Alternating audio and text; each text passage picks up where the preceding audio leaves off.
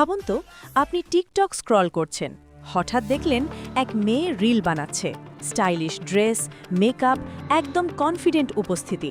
আপনি ভাবলেন আরেকজন টিকটক ক্রিয়েটর, কিন্তু কয়েকদিন পর যদি জানতে পারেন সেই মেয়েটি আসলে একজন ছেলে, আর তিনি আবার একটি রাজনৈতিক ছাত্র সংগঠনের নেতা।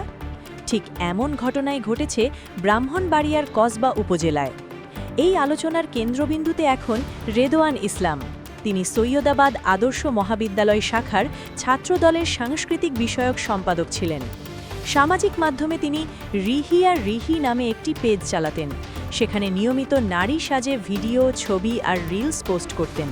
মজার বিষয় হলো, এই পেজে তার ফলোয়ার ছিল প্রায় 25,000-এরও বেশি। সব কিছু ঠিকই চলছিল, কিন্তু হঠাৎ করেই তার এই ভিডিও এবং রাজনৈতিক পরিচয়ের বিষয়টি একসাথে সামনে চলে আসে।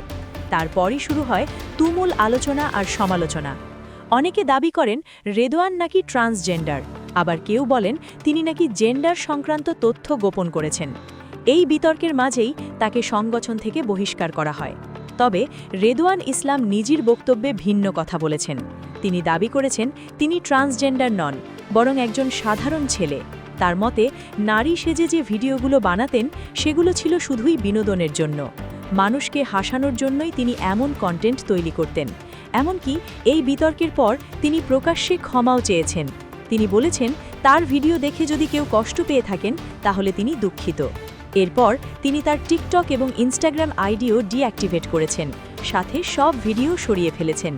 রেদোয়ান এখন শুধু একটি কথাই বলছেন, তিনি চান এই বিতর্ক শেষ হোক আর তিনি যেন আবার স্বাভাবিক জীবনে ফিরে যেতে পারেন। কিন্তু প্রশ্ন এখনও থেকেই যায়, সামাজিক মাধ্যমে বিনোদনের জন্য তৈরি করা একটি চরিত্র কিভাবে এত বড় বিতর্কের কারণ হয়ে উঠল?